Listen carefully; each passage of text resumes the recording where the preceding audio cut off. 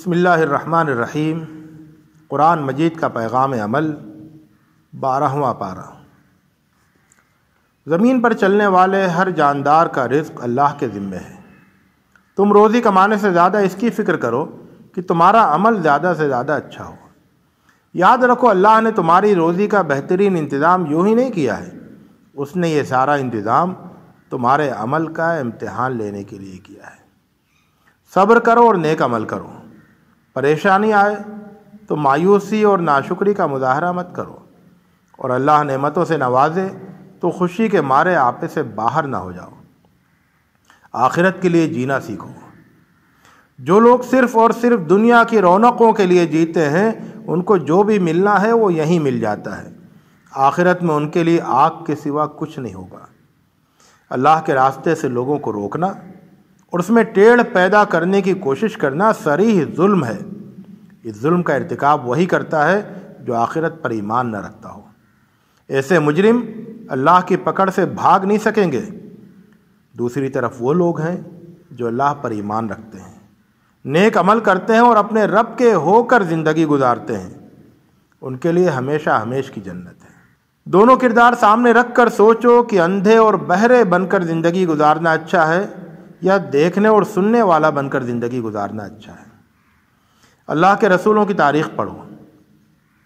ان کی بنیادی دعوت یہ ہوتی کہ اللہ کے سوا کسی کی بندگی مت کرو، ورنہ دردناک عذاب کی لپیٹ میں آ جاؤ گے۔ وہ اپنی قوم سے اپنی دعوت کا کوئی صلہ نہ مانگتے، وہ اپنی قوم کی گالیوں کی پرواہ نہ کرتے، وہ اپنے پیغام پر کامل یقین رکھتے، وہ اپنی قوم کے بیجا مطالبات پر دھیان نہ دیتے، وہ ایمان لانے والوں کو عزت و احترام کے ساتھ اپنے سے قریب رکھتے، خواہ وہ لوگ ان کی قوم کی نظر میں کتنے ہی بے وقت ہوں۔ ان کا اللہ کی مدد اور نصرت پر مکمل بھروسہ ہوتا۔ وہ لوگوں کے تمسخر اور ہنسی کو خاطر میں نہ لاتے، بس خیر خواہی اور یکسوئی کے ساتھ اپنا کام کرتے رہتے۔ نوح کے واقعے سے سبق لو۔ ان کے بیٹے نے کفر کی راہ اختیار کی اور کافروں کا ساتھ پکڑا، تو رسول کا بیٹا ہونا اس کے کام نہیں آیا، اور وہ بھی کافروں کے ساتھ سیلاب میں ڈوب گیا۔ اللہ کے ہاں کوئی رشتہ داری کام آنے والی نہیں۔ ہر شخص کو اپنی آخرت خود بنانی ہے۔ دنیا کے ہر سرکش، ہر ظالم اور ہر مجرم کے لیے نبیوں کا پیغام عام ہے کہ اللہ کی نعمتوں پر غور کرو، اپنے رب سے اپنے گناہوں کی معافی مانگو اور اپنی روش بدل کر اس کی طرف پلٹ آؤ۔ اللہ تمہاری توبہ قبول کرے گا، آسمان سے تم پر رحمتوں کی بارش کرے گا، جو نعمتیں تمہیں حاصل ہیں ان میں اور اضافہ ہوگا۔ دیکھو، ہٹ درمی نہ دکھاؤ، ورنہ اپنی عاقبت خراب کرو گے۔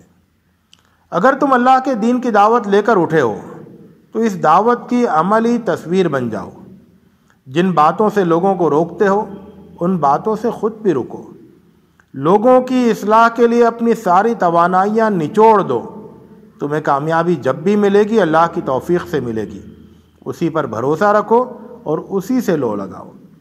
اللہ تمہیں توبہ کی توفیق دے تو اس کے حکم کی تعمیل کرو اور سیدھے راستے پر جمے رہو۔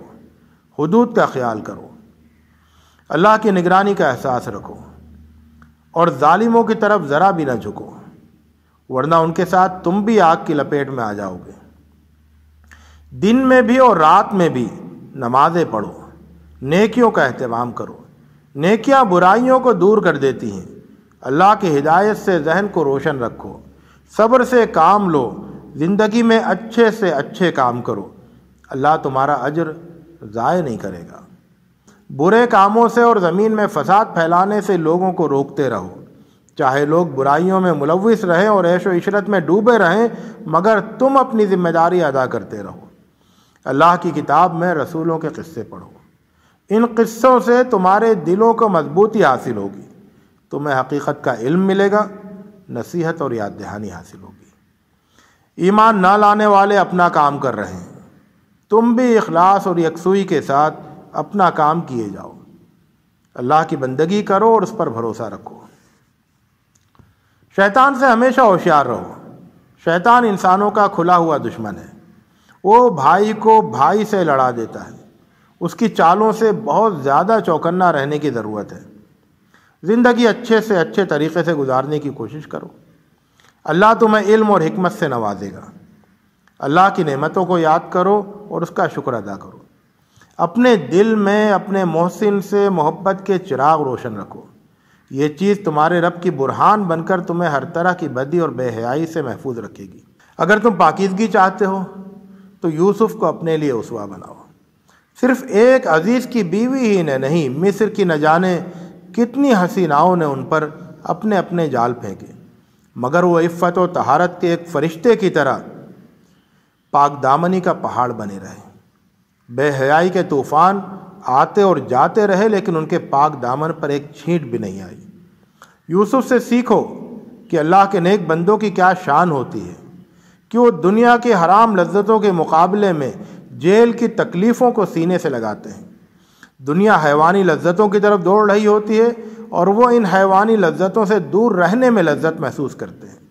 سالہ سال جیل میں گزار دیتے ہیں لیکن ایک لمحے کے لیے بھی حرام لذت گوارا نہیں کرتے۔ یوسف کے واقعے میں ایک سبق یہ بھی ہے کہ گناہوں سے بچنے کی ساری کوششیں کرو، تاہم اللہ سے مدد بھی مانگتے رہو۔ بے حیائی کے حملوں کا مقابلہ کرنے اور اپنے نفس کو پر کنٹرول کرنے کے لیے اللہ کی مدد بہت ضروری ہوتی ہے۔ بے حیائی کے حملوں کا مقابلہ کرنے اور اپنے نفس پر کنٹرول کرنے کے لیے اللہ کی مدد بہت ضروری ہوتی ہے۔ اللہ سے تعلق مضبوط رکھو گے تو تمہارے اندر بھی مضبوطی آئے گی۔ یوسف سے سیکھو کہ کس طرح اچھائی کی صفت پر قائم رہا جاتا ہے۔